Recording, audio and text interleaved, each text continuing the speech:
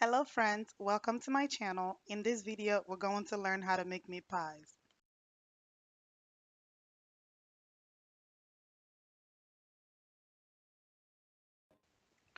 So here we would mix our sugar, fat, and flour together. It really doesn't matter what type of fat you use, but in this video I used a shortening and butter.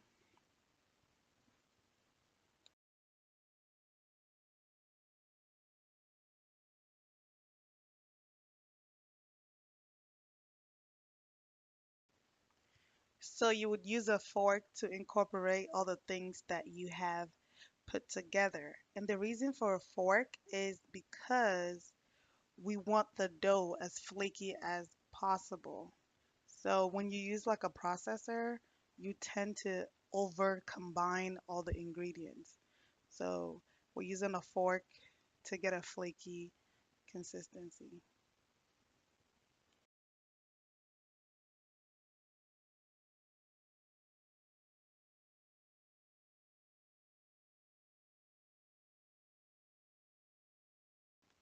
I would recommend adding the water little by little, just so we don't mess up the dough. And when we're done with mixing, we can saran wrap it and refrigerate for at least an hour. And you can actually freeze the dough for about 3 months. And the reason why we refrigerate is to allow the gluten strands to settle so it's easier to roll. When it comes to the pie filling, you can get a little more liberal. You can add whatever you want to add. You can add um, onions. And for this tutorial, I did not add onions because I don't like the texture. So I skipped that.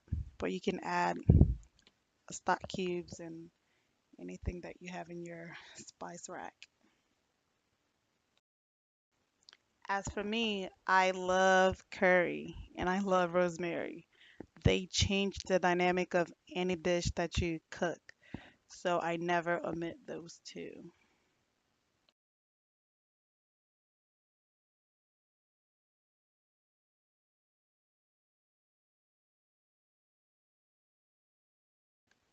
Feel free to use any type of meat. As for me, I love beef, so that's what I use. And for my potatoes, I leave the skin of my potatoes on because I heard that most of their nutrients are on their skin. So I just leave it on. And you can cut that out if you're not like me.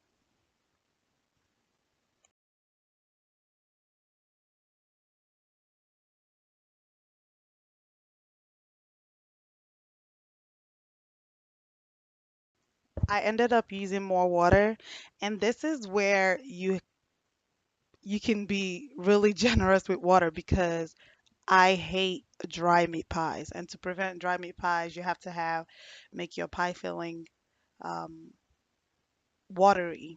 And when you add the flour, the thickener, it pulls everything together. Although it might seem like a little watery, it will make the meat pie moist.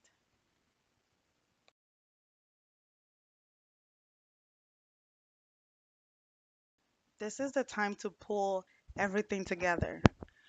So, although it might seem like the dough is a little hard to work with, is actually what you need at this time because it is better to work with that type of dough than to work with like a sticky dough. And for my cutter, I just use my the lid of my pot. You can use anything that has, depending on the shape of the meat pie that you want to achieve, you can use anything. And with the filling, I like a generous filling, so feel free to add small, big, however you want to do it. And I know a lot of people use a like an egg wash to seal the ends of the meat pie. I don't think it's necessary. I just seal it with a fork, and you can do whatever you want to do with that. I've tried both. Um, I just think it's the same thing.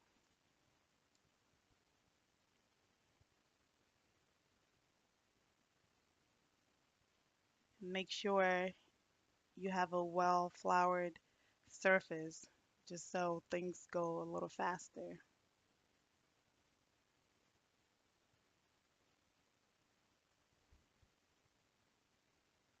And when you're done with the filling, you have to make an egg wash, which that's what gives the meat pie like a golden brown color. After the egg wash, add some slits or fork marks to the meat pies to help release the steam as the meat pie cooks. And voila, here comes the meat pies. They're soft, golden brown, homemade, great, taste delicious. I really want you guys to try this and tell me what you think. Watch me cut into this meat pie. Nice and soft, flaky. I mean, you can't beat this.